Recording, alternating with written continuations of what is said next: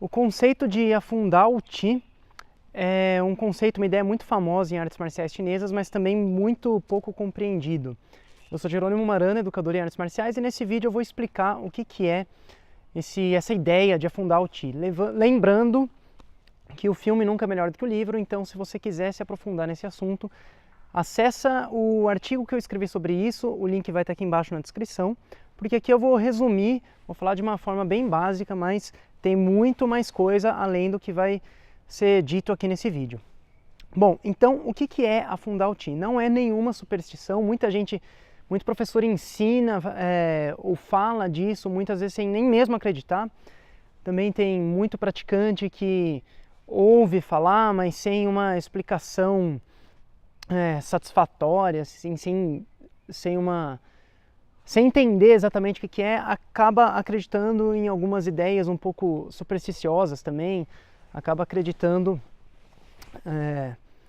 em alguns tipos de pensamento que não fazem sentido, né? Então, o que é afundar o Qi? Sendo bem direto, afundar o Qi é abaixar o seu centro de gravidade. Basicamente é isso, abaixar o seu centro de gravidade até a região que em chinês é chamada de Tantian, em coreano Tanjong, em japonês Tanden. Então, se você não é praticante de arte marcial chinesa, mas pratica arte marcial japonesa ou coreana, você já sabe do que eu estou falando. Bom, então, deixa eu explicar aqui o que é o centro de gravidade, porque não sei se todo mundo tem claro isso, mas então imagina, peguei esse tijolo aqui, imagina que ele é regular, todos os lados são perfeitamente iguais e em que a distribuição do peso é homogênea.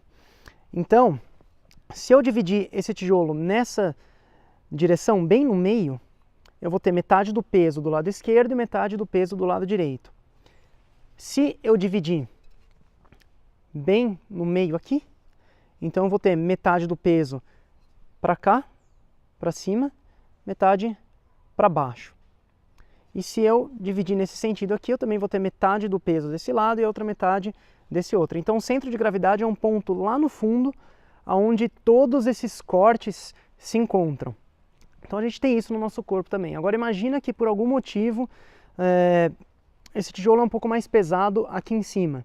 Então o centro de gravidade do tijolo não vai ser exatamente no centro aqui do comprimento, da largura e da profundidade do tijolo.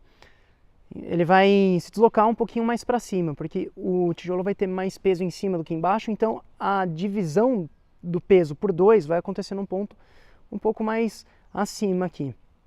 Agora, vamos supor que seja ao contrário, o tijolo seja um pouco mais pesado na parte de baixo, então o centro de gravidade vai mais para baixo.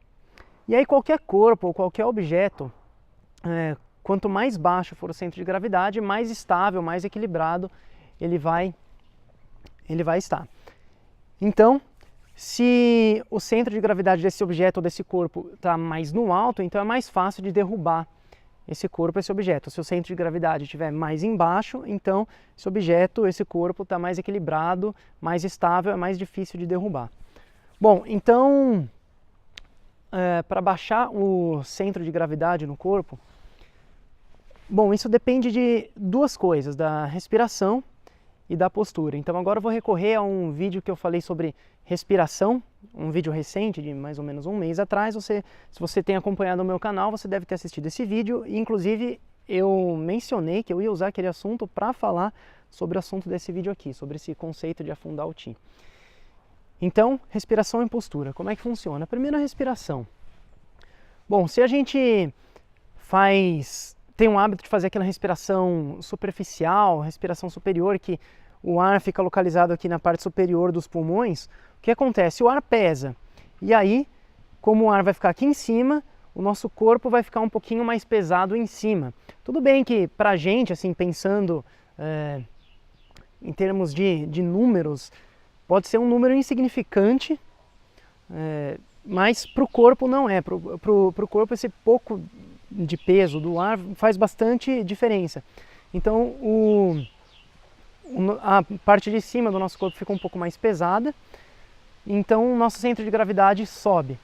Agora, já se a gente faz aquela respiração baixa, que preenche a base dos pulmões, o que acontece? Além do ar chegar mais embaixo, o diafragma empurra os nossos órgãos mais para baixo, e aí a gente tem a expansão desses órgãos para fora, o abdômen se expande.